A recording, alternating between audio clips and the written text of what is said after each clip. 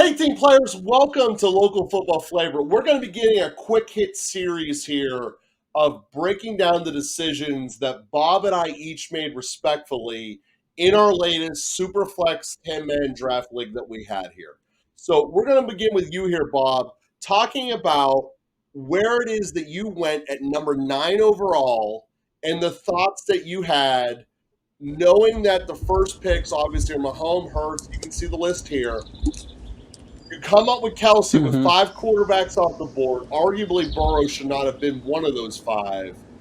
But you take Kelce as the number 1 tight end off the board and number 9 overall. So what leads to going into that pick?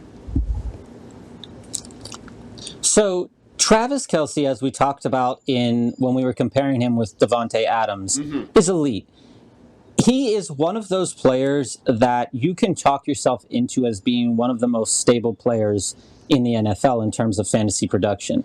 Now, we have also said, there are going to be injuries that happen.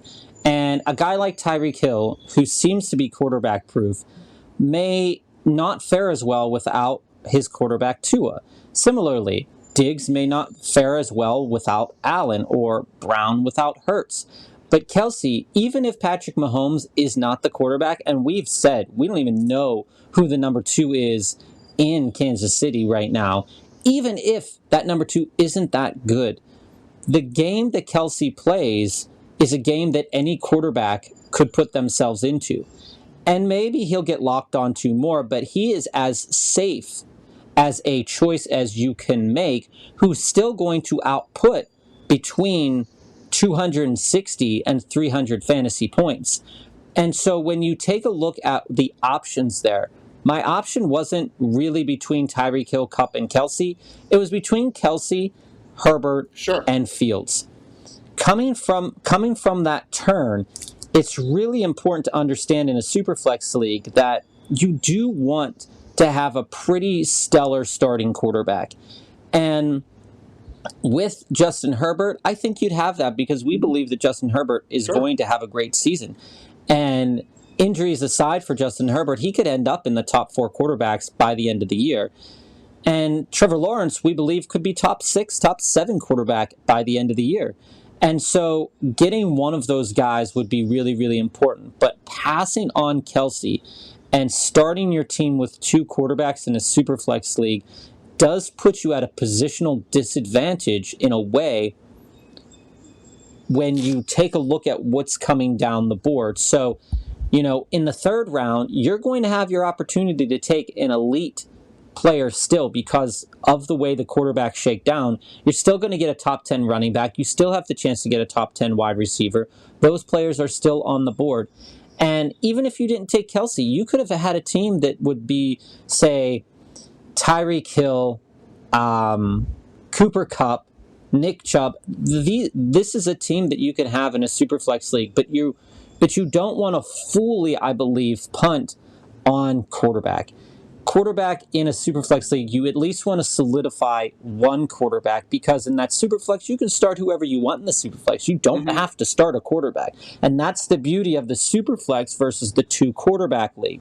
The 2 quarterback league, in a way, pushes you more, in my mind, to going after quarterbacks way earlier. But then, as I've said before, it just shifts all of the players down. So there is a positional advantage. If you are drafting in the top 4 of a Superflex league, you're going to get the opportunity to take, not only are you taking an elite quarterback, top 4, you're also going to get the chance to take an elite wide receiver because they're still going to be on the board, and you're still going to get a chance to take an elite running back.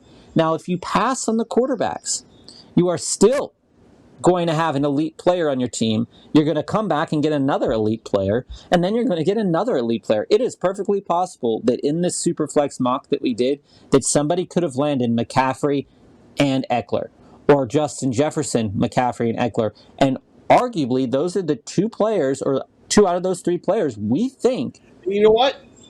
Or at least media thinks are going to be the top scoring players. So to take those, to give you that positional advantage, offsets not getting a quarterback that's going to maybe produce for you 20 to 30 points a week. But those two players are capable of producing 20 to 30 points a week. So you're not really, really losing anything there. And that debate of having the two of the top two receivers is the debate that I had, and that will be tomorrow's episode.